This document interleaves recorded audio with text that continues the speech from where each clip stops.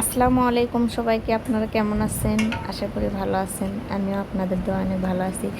আজকে আমি দেখাবো দীর্ঘদিন কাঁচামরিচ কীভাবে সংরক্ষণ করে রাখা যায় ফ্রিজিংয়ে। তাই প্রথমে আমি নিচ্ছি কিছু কাঁচামরিচ এবং সেগুলো সুন্দর করে বটাগুলো ছাড়িয়ে নিচ্ছি। এবং বটা খসাতে লক্ষ্য রাখবেন যে কাঁচামরিচগুলো যাতে পচা এবং এগুলো একত্রিত না হয়। খুব সুন্দর মরিচগুলো সংরক্ষণ করার চেষ্টা করবেন।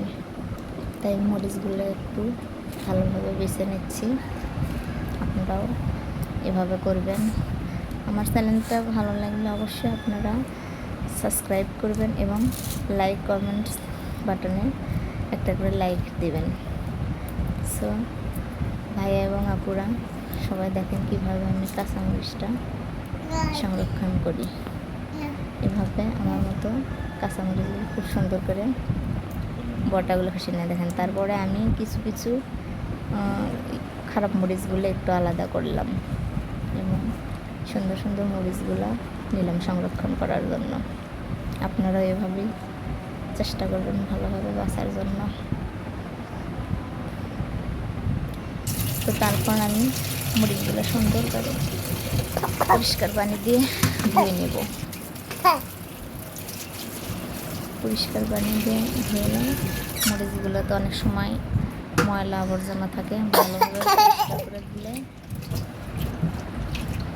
মরিচগুলো খুব সুন্দর হবে। এই যে আমি ধোয়ার সময় কিছু মরিচ বাছাই কিন্তু করতেছি, দেখেন খুব সুন্দর করে এভাবে কষলে কষলে ভালো করে ধরুন পরিষ্কার করে। আমি প্রথমে একটা পানিগুলো নিয়ে করে নিচ্ছি, বেশি অপরিষ্কার পানি, সেগুলো একটু করে নিলে এবং মরিচগুলো ভালোভাবে দেখে দেখে এরকম কষাগুলো একটু ফেলে দেওয়ার চেষ্টা করবেন। মরিচের যেহেতু দাম বেশি, আপনারা বুঝতেই পারতেছেন, 80 টাকা পোয়া মরিচ, সবগুলোতে ফেলে দিলে হবে না।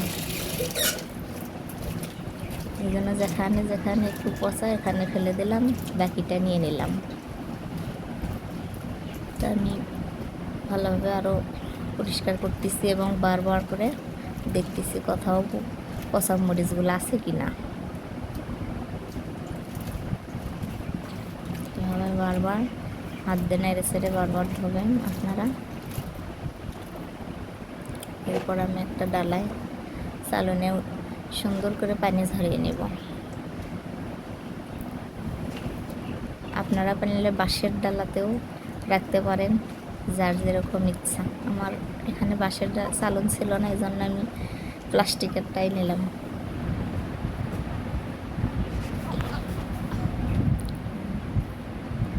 আমার মরিচ থেকে পানি ঝরে গেছে।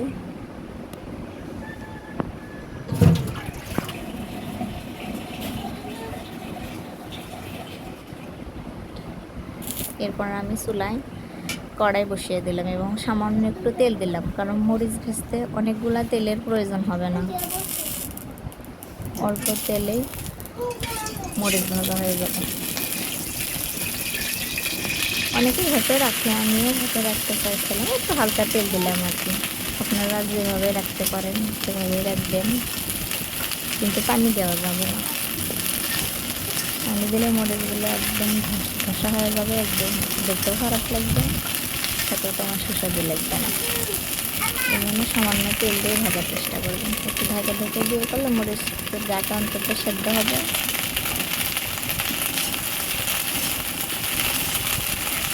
এভাবে নেড়ে চেড়ে বারবার আপনারা মরিচটা তেলে নেবেন। কেউ বলে তালা, কেউ বলে ভাজা, একক জায়গার ভাষা একক রকম। আমি ঢাকনাটা আবার তুলে আবার একটু নেড়ে চেড়ে নিলাম। দেখুন মরিচগুলোর কালার খুব সুন্দর হচ্ছে, কিন্তু একদম তেল তেলে লাগতেছে। আমি কিন্তু খুব অল্প পরিমাণ তেল দিয়েছি, তারপরেও খুব তেল তেলে লাগতেছে। আর মরিচ ভাজতে খুব অল্প পরিমাণ তেলেই লাগে, খুব বেশি তেলের প্রয়োজন হয় না।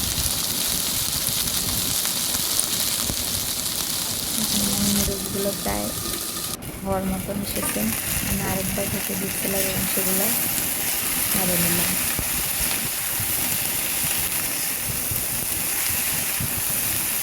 এভাবে মরিচগুলো ভালোভাবে নেড়ে ভেজে নেব।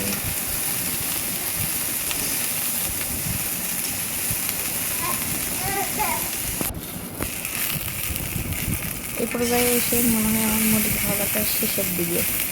একটু এভাবেই শক্ত শক্ত রাখলেই ভালো হয়, যেহেতু আমি ফ্রিজে রাখবো তো খুব বেশি একদম কিস্তিতে ভাজার দরকার নেই, কারণ ওভাবে ভাজলে আমি তো এই মুহূর্তেই খাচ্ছি না জিনিসটা, আস্তে আস্তে বের করবো খাবো তো। এভাবেই একটু শক্ত শক্ত রাখলেই বেশি ভালো হয়।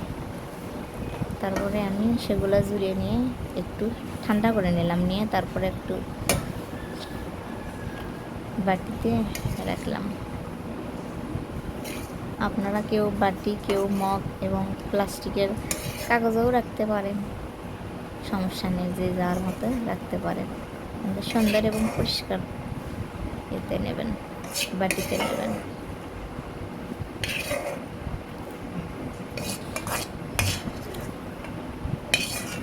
এভাবে আপনারা মরিচ সংরক্ষণ করার চেষ্টা করবেন। যেহেতু দাম বেশি, তাহলে বেশি দাম হলে অনেক সময় ফ্রিজ থেকে বের করে পাটার পিসেও ঝোল দিয়ে রান্না করতে পারবেন।